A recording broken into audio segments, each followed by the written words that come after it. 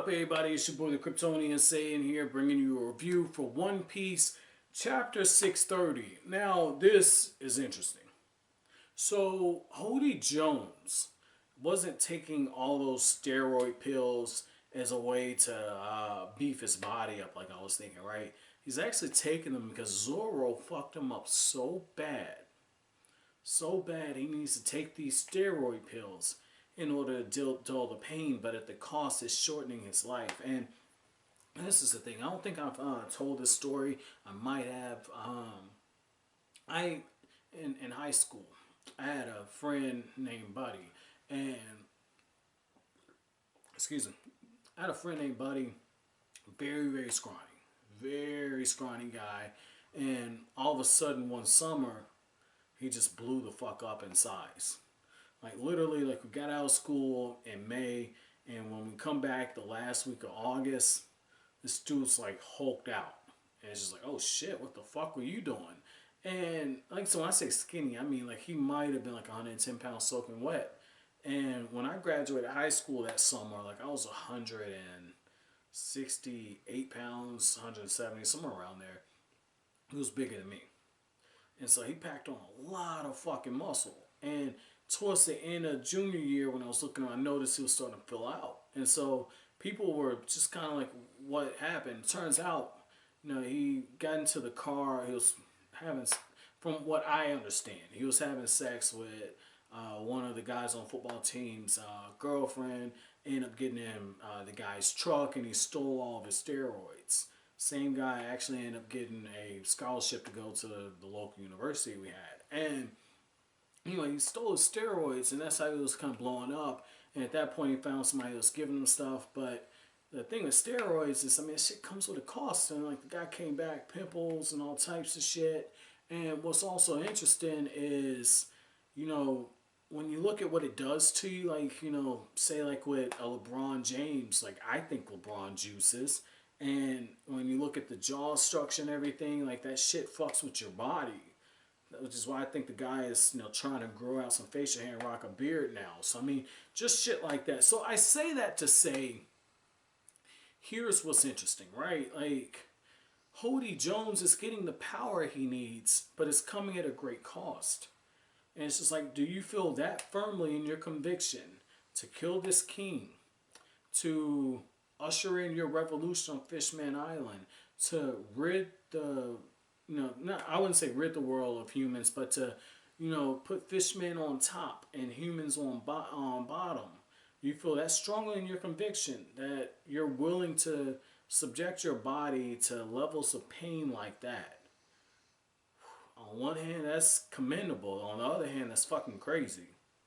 That's fucking crazy. You know, like, shit, like, I got more respect for Zoro, the fact that he took out a fishman like that and fucks him up to the point where this dude needs to go to these extremes just to make it through the day.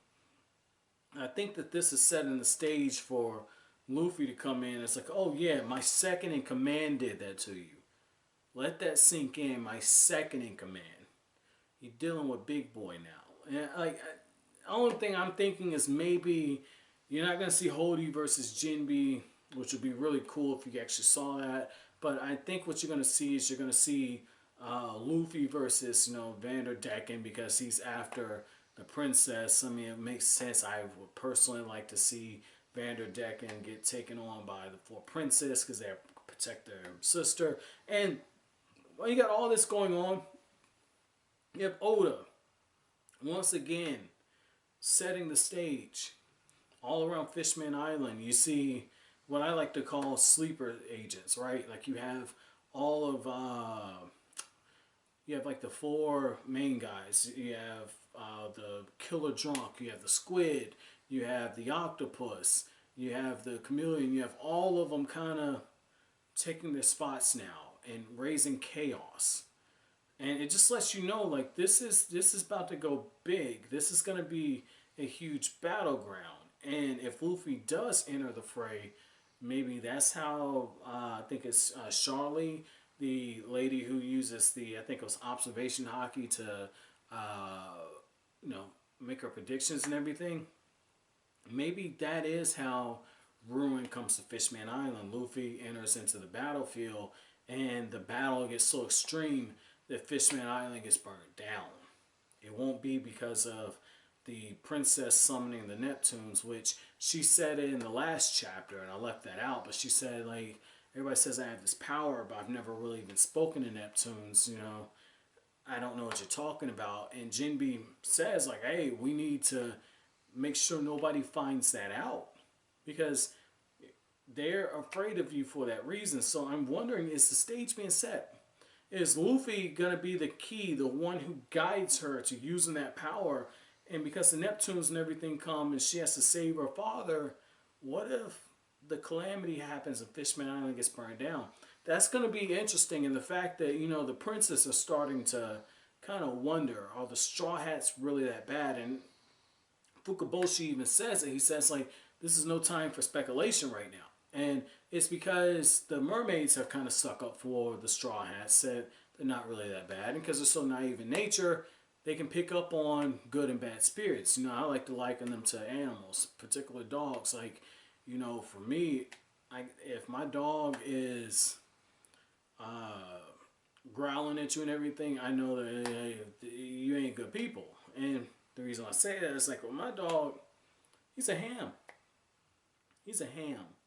If he looks at me and I say, well, go ahead, and he gets on you, he's a leaner, he's going to lean into you, he wants you to rub his side, scratch his ears, etc. But the moment he starts growling and everything after I say, well, it's okay, go ahead, it's never failed. If he is growling and everything, usually I end up having problems with that person. And so it's the same thing. It's the same thing. And I like how with Fukaboshi and the other princess, they're talking, they're trying to rush to go get their father, and they even admit it's probably a trap. And it's like the Marineford thing as well. You know, Marineford, where they're trying to get all of the white-beard pirates into one area so they can attack. So, I mean, it's seeming like it's the same thing, but Fukaboshi says, like, I didn't sense any malice in the Straw Hats, but saving our fathers are number one priority right now. So Oda is definitely setting the stage, man. Definitely setting the stage. Overall, this was an entertaining chapter. It was a setup chapter. I didn't like this one as much as the ones before it, but I kind of understand. You know, Oda's setting the stage for a big battle, and this feels like it's going to be a huge battle. Huge battle, because they reference that prophecy again. So my chapter question for you guys is going to be, out of each of these members, like the squid and the bear and the octopus, who was your favorite that you saw? Who was your favorite? But as always, guys, if you like anything I had to say, don't forget to comment, rate, subscribe, share. Thank you so much for watching the video, guys. Have an awesome day.